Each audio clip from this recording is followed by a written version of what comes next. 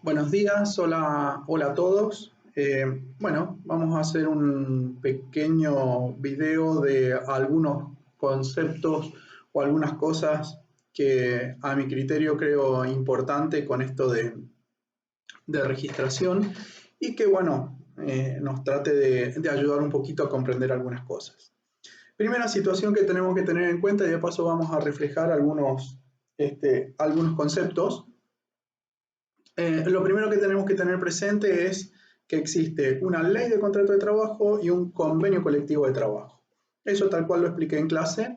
La ley de trabajo es la situación suprema que puede existir y bueno, lógicamente existen convenios colectivos de trabajo que son para sectores específicos. Ejemplo, la ley de convenio de trabajo habla de todos los trabajadores y el convenio colectivo de trabajo de empleados de comercio solamente hace referencia a los empleados de comercio. Ello nos va a implicar que tengamos situaciones específicas para ese sector que mejoran, nunca van a empeorar lo que dice la ley de contrato de trabajo. Ejemplo, lo mejor puede ser la cantidad de días de vacaciones y pueden ser hábiles o pueden ser corridos, por ejemplo, por nombrar algo. Después, algunas de las situaciones que tenemos que tener en cuenta, que es lo que es una jornada laboral, que lo establece la ley. Siempre está hablando la ley la ley me está hablando a mí particularmente de que la jornada laboral es de 8 horas de lunes a viernes y de 4 horas los días sábados y que tenemos un día de alcance dominical. ¿Qué significa esto de alcance dominical? Que es el día de descanso que tienen los trabajadores. Esto puede ser una situación vamos a un caso concreto que no sea el comercio y que es una peluquería, el descanso dominical es el día lunes, o el caso de la gastronomía, por ejemplo. Pero sí establece que tienen 6 días de trabajo en la semana y 1 de descanso, ¿sí? ¿Qué es lo que puede decir que, por ejemplo, mejore algunas situaciones? La otra situación particular que quiero que tengan presente es, más allá de esto, de la jornada laboral, que podemos tener remuneraciones que son horarias, remuneraciones que son quincenales y remuneraciones que son mensuales. ¿Para qué me va a servir esto? Y posiblemente más adelante lo vamos a tomar más en detalle, pero hoy por hoy, y para lo que nos interesa, es para poder calcular, entre otras cosas, el SAC, ¿sí? El sueldo anual complementario. Para que tengamos presente, el sueldo anual complementario tenemos dos formas de calcularlo. Si yo voy a tener un trabajador que es diario, yo tengo que tomar los 6 meses. Esos 6 meses son 180 días. Es decir, que yo el sueldo lo voy a dividir por los 180 días, ¿sí? Como dice en el cuadernillo esa formulita que está ahí. Si yo tengo que entender también que el sueldo anual complementario es un sueldo, como bien dice la palabra, complementario, es decir, yo en el año tengo 12 meses, por lo tanto tengo 12 sueldos, el sueldo anual complementario es un sueldo adicional. Ese sueldo adicional se divide en dos, uno que se paga en junio y otro que se paga en diciembre. ¿Está? Bien. El sueldo que se paga en junio, ¿qué significa? Que yo tengo los 6 primeros meses trabajado y lógicamente va a ser la mitad de ese mejor sueldo. Si yo tuviera menos meses, supongamos que fuera que trabajé hasta abril, obviamente voy a tener 4 de 6 meses trabajados, ¿sí?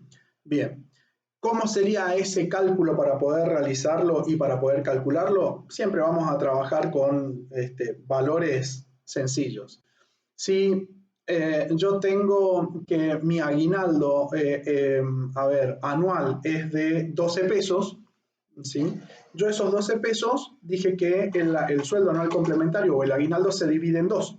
Bien, por lo tanto la mitad de 12 son 6, ¿verdad? Si yo trabajé 4 meses, dije que había trabajado hasta abril, ¿qué es lo que voy a hacer? particularmente lo que voy a hacer es tomar esos 6 pesos, ¿sí? Que sería la mitad del aguinaldo, lo voy a dividir por 6, porque son la cantidad de meses, y lo voy a multiplicar por la cantidad de meses trabajados. En este caso, ¿cuántos meses trabajé? 4, por lo tanto, el aguinaldo proporcional de ese trabajador sería de 4 pesos. Hasta acá estamos claros. Luego, otra cosa que nos va a interesar es el tema del embargo. El tema del embargo particularmente, ¿qué son algunas situaciones que yo tengo que tener presente? Primero, tengo que tener idea o noción de cuál es el salario mínimo vital y móvil. Yo ahí en los ejercicios le puse un salario mínimo vital y móvil que aparece en el cuadernillo y otro que no aparece en el cuadernillo y que tienen que ustedes buscarlo por internet para ver cuál es el salario mínimo vital y móvil vigente. ¿Para qué me va a servir esto? Para, en función de mi sueldo bruto, saber mi sueldo bruto y mi salario mínimo vital y móvil, particularmente si el sueldo bruto supera 2 veces al salario mínimo vital y móvil o si supera 1 vez. ¿Para qué es esto? Para saber si yo le voy a descontar o le voy a embargar ese sueldo 10 o 20%. ¿Sí? Hasta ahí estamos claros. Bien. ¿Qué cosas son las que tengo que tener presente también como segunda instancia? Todos aquellos ítems que no pueden ser embargados. Dentro del cuadernillo hay material concreto que me dice cuáles son los ítems que no puedo embargar. ¿Está? Bien. Ejemplo, la licencia por maternidad. ¿Sí? Bien.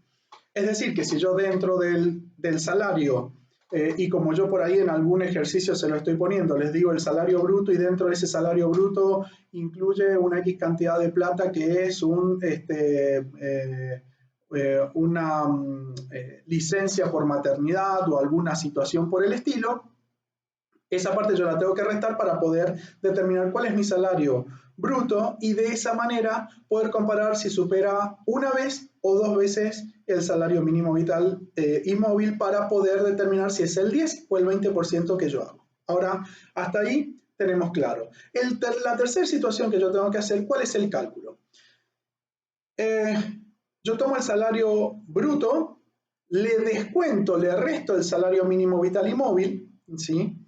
En ese caso, esa resta que yo voy a tener, le voy a sacar ese porcentaje que va a depender del 10 o el 20%, dependiendo si supera 1 o 2 veces el salario mínimo vital y móvil. ¿Está claro? Repito. Tomo el salario bruto después de haber hecho o haber descontado aquellas situaciones que no son embargables.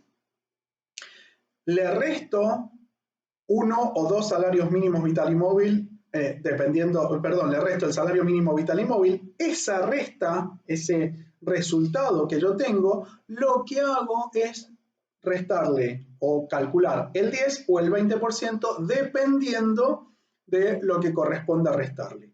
Eso es lo que voy a restar.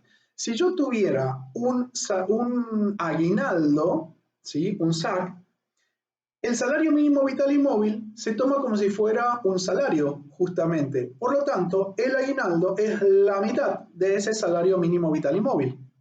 Vamos a un ejemplo. Salario mínimo vital y móvil 10.000. Para el SAC, ¿sí? Yo lo que tengo que tener en cuenta, la mitad de ese salario mínimo vital y móvil son 5.000 en este ejemplo que yo estoy haciendo con valores fáciles, ¿sí? Por lo tanto, a mi aguinaldo voy a restarle esos 5.000 pesos y veré si la diferencia, si el aguinaldo supera en 1 o en 2 veces al salario mínimo vital y móvil SAC, ¿está? Para poder hacer ese cálculo. Bueno, este es un pequeño video que lo que intento hacer es tratar de explicar algunas situaciones respecto de esta ejercitación que le pasé para esta semana. Sí les pido por favor que nos cuidemos y lógicamente que nos mantengamos en contacto. Yo, como les dije, voy a responder las preguntas por la plataforma. A cuidarse y ser responsables y respetuosos. Gracias.